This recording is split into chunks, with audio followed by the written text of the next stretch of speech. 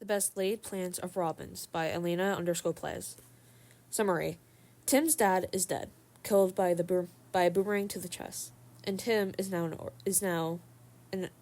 orphan now. He knows Bruce would adopt him if needed, but he couldn't possibly impose himself on the Waynes more than he already has. It's okay though. He has a plan for this. He just needs somebody to play the role of his estranged Uncle Eddie. Except the guy he hires, it's really connected about his well-being, and Tim can't figure out why. In the meanwhile, Jason Todd is forced to reevaluate his plan for his debut as Red Hood, because, as it turns out, his replacement is a suicidal idiot who can't be trusted to stay out of trouble.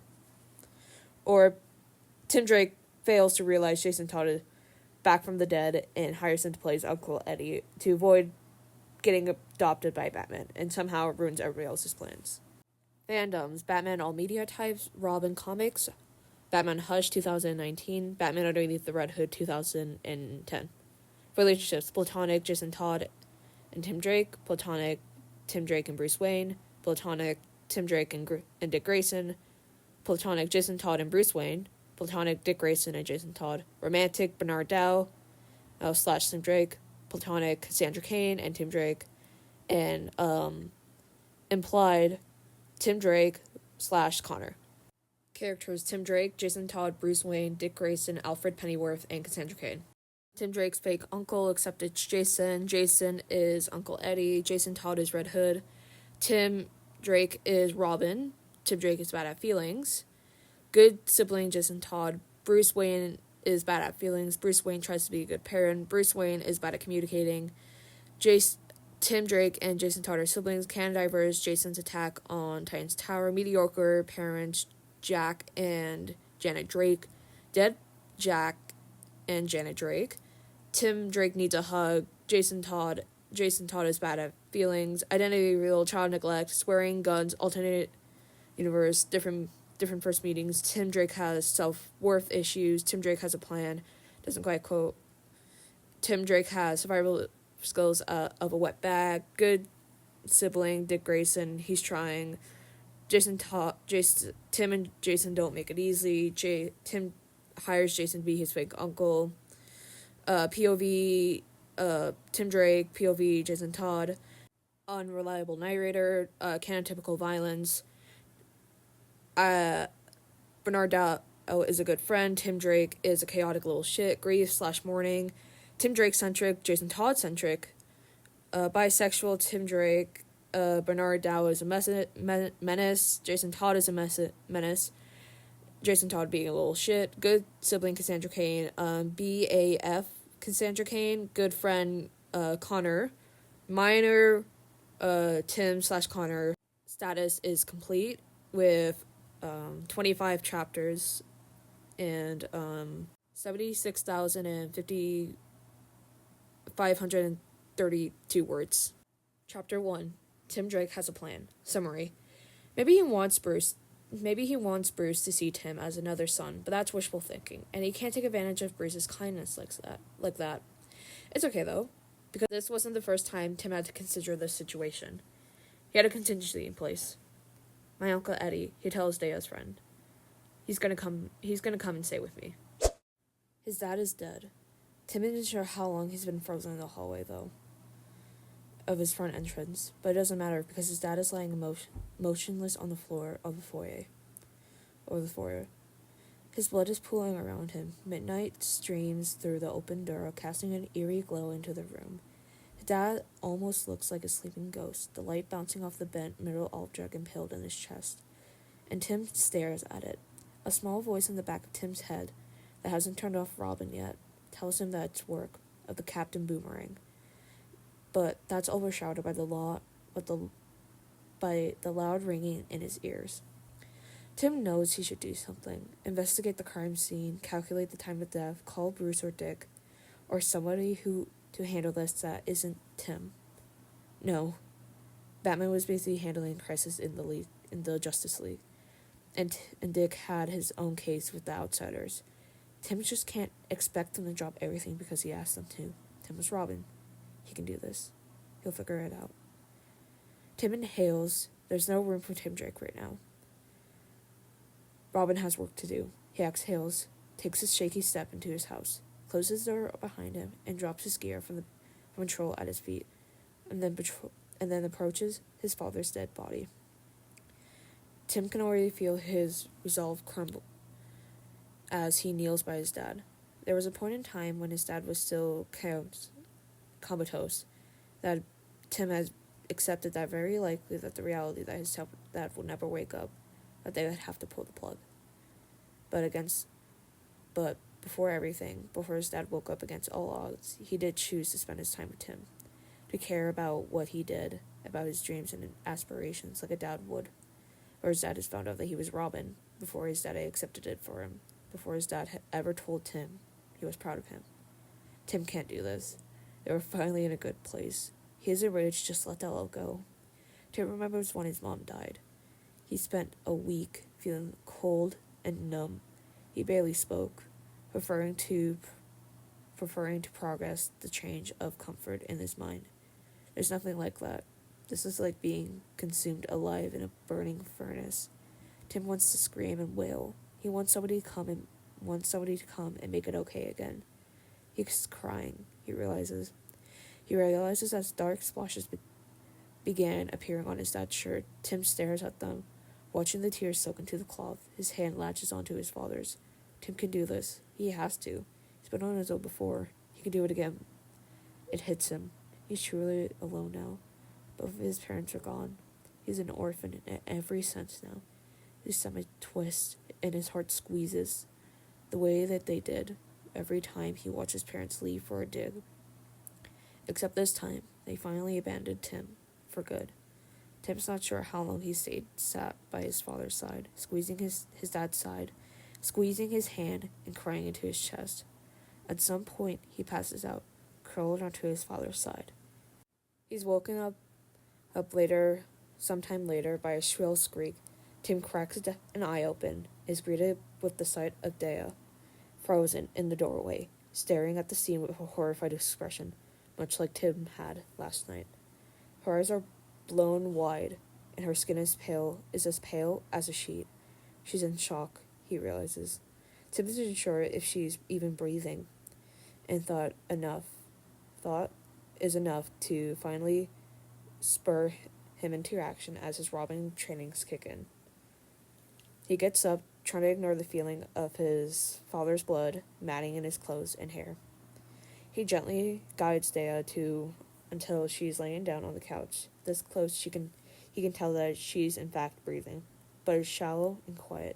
Tim props her feet up with a couple of pillows and runs upstairs to grab a weighted blanket Dick gave him last Christmas.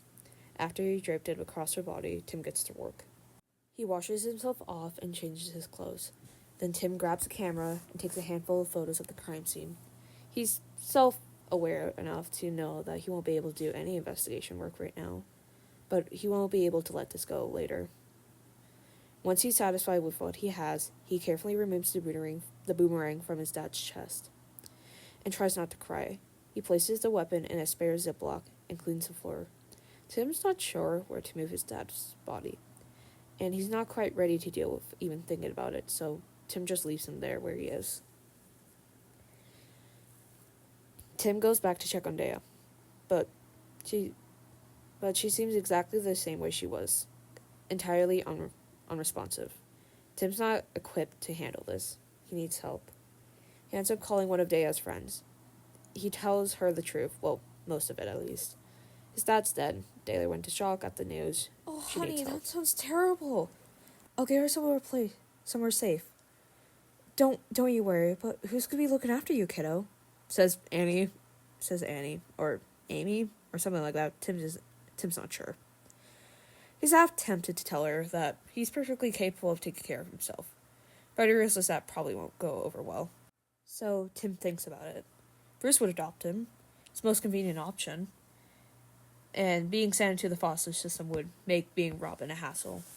But Tim's isn't really Bruce's son, not like Dick or Jason. He knows that Bruce would adopt him, but anyway, but Tim can't stand of harnessing Jason's memory, making a mockery of the relationship he had with Bruce. The entire reason why Bruce took Tim as Rom is because he's self-efficient. He doesn't need Bruce to be his dad then, and he doesn't need Bruce to be his dad now. Maybe he wants Bruce to see Tim as another son, but that's wishful thinking. He can't take advantage of Bruce's kindness like that. It's okay, though. It wasn't the first time Tim had to consider the situation, and had a contingency plan. My Uncle Eddie, he tells Dea's friend. He's gonna stay with me. Sounds great, kiddo. I'll be there in 30 to pick up Dea. She'll be in good hands. Don't you worry. Tim thanks her and ends the call. Moves his dad's body out of sight. Edward Drake, 24 years old. Jack Drake's estranged younger half-brother, and entirely fictional. Back when his dad was in a coma, Tim had to come up with an elaborate contingency plan in case his father never woke up. He created a fictional uncle who could supposedly take him in the event of his dad's death. Tim has gone to great lengths to make Eddie seem real. He fabricated a credit card history, detail various trips around the world to explain Eddie's absence, even backdate conspiracies in between Eddie and his parents.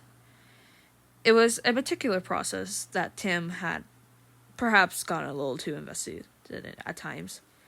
As time passed, Tim has continued to add to the illusion that he sent postcards and messages himself from Uncle Eddie, ensuring that it wouldn't seem suspicious if Eddie suddenly appeared in his life, if necessarily.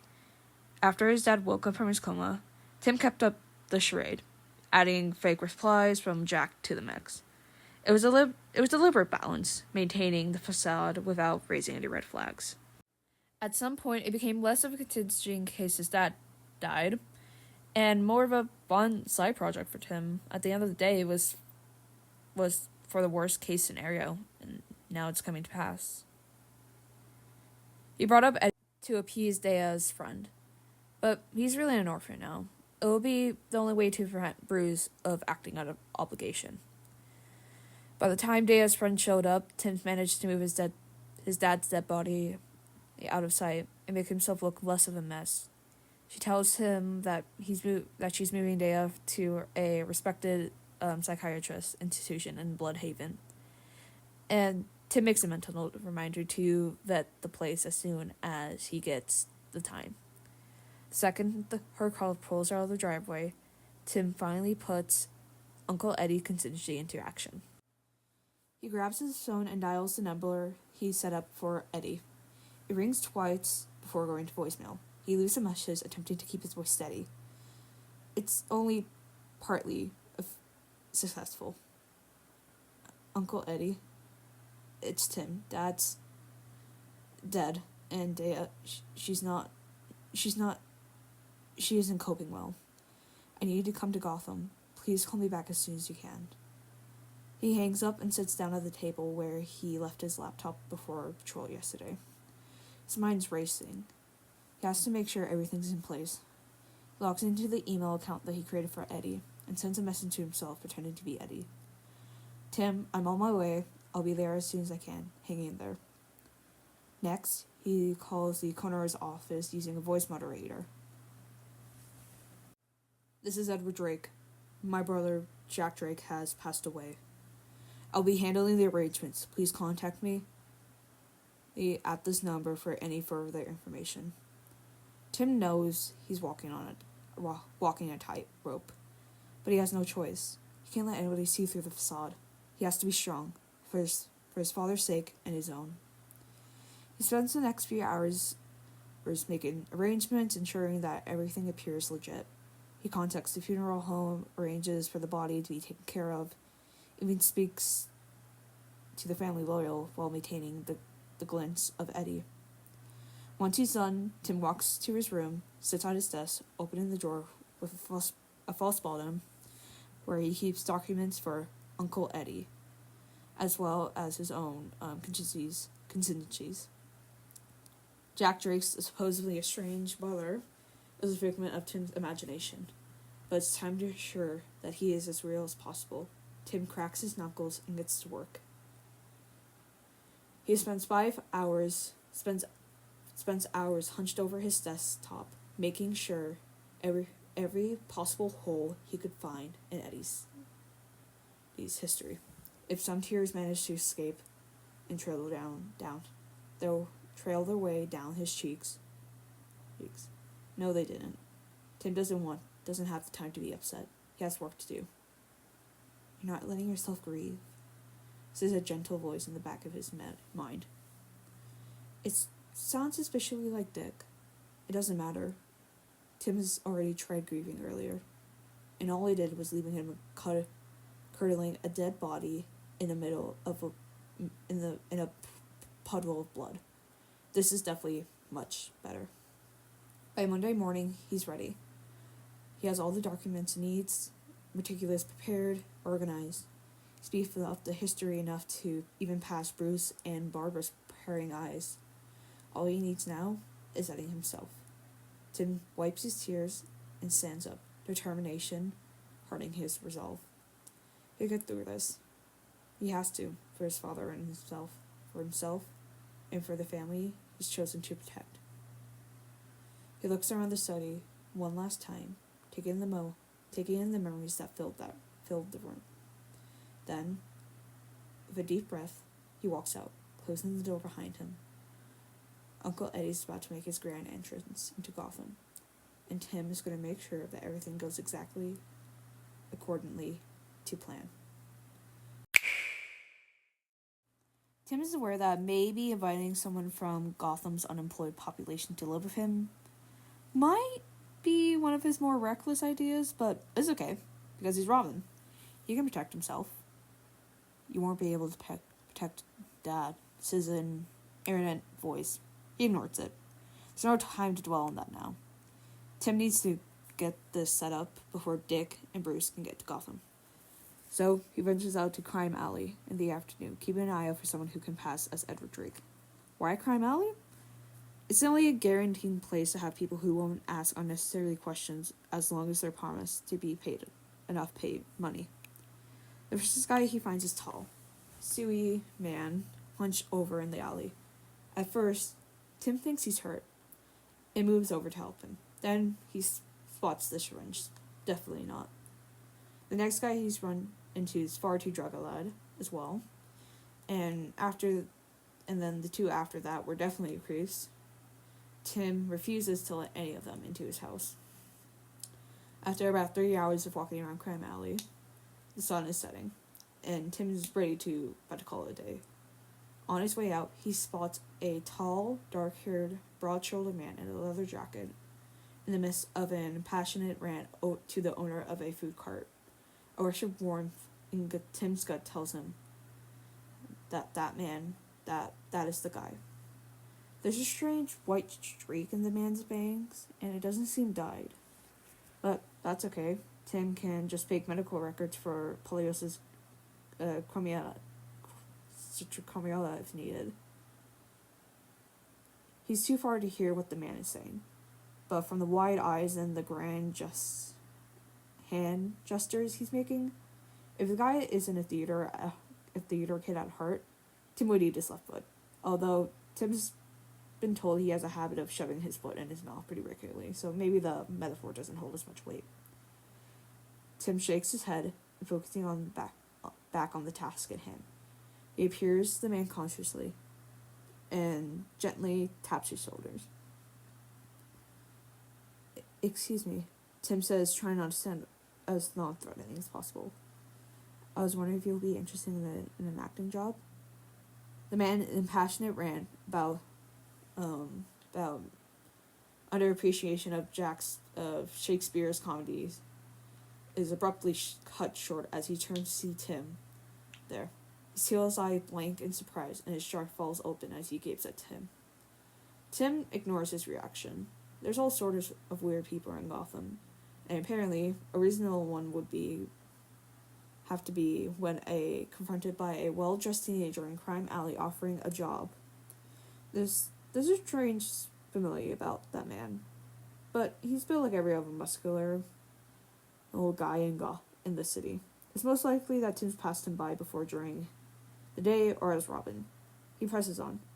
I was wondering if you were interested in an acting job, he repeats, his voice steady and earnest. We can discuss it over burgers, my treats. The man's mouth falls open and closes a few times, as if he's trying to form words, but quite manage it. He takes an abrupt motion with his head. Tim takes it as a yes. Great, follow me, Tim says as a small smile is playing on his lips. He turns and begins walking, glancing back to make sure the man is following him. The man is still in a daze, falls to step behind him. Hey guys, it's me, Kai Things. Thank you guys so much for the love and support, because holy crap, you guys already have me at like 640 subscribers, because oh my gosh, I can't believe you guys already got me there, but thank you guys so much for the love and support. And by the time I am recording this, it's like 1 o'clock a.m. But yeah. But I want to say thank you guys so much for the love and support. And holy crap, I can't believe you guys already have me here at like this many subscribers. But as I want to say, thank you guys so much. And yeah, this is a small little voice reveal because I kind of wanted to do it originally at like 500 subscribers, but we're already past that. And I'm curious of how far we're gonna go until like we reach like, cause you guys are crazy, but like you guys are like a good type of crazy, and I like that. I like good like crazy people. But yeah, and I can't believe we're already here, considering I have a friend who's done this for longer, and somehow I have more than them. But like, also, can you guys also go support my friend? Their name is Just Shrimp, so go and support them. So to show them love and support. But if you guys don't want to do that, that's totally optional. But I highly recommend it because they do drawing and stuff like that. They do Amazing Digital Circus content, Has Been on Tell if you're into that, and they also do a lot of drawing content. But yeah, I want to say thank you guys so much for the love and support, and this is a small little voice reveal. And also, if you're wondering why I'm doing a DC thing, I may or may not have a new idea already, even though I'm supposed to be working on the Barry and Gear video. But yeah. But anyways, thank you guys so much for the love and support as always, and stay in tune. And I may do a part 2 of this. But if this does well, of course. But thank you guys so much, and I love you guys. Bye.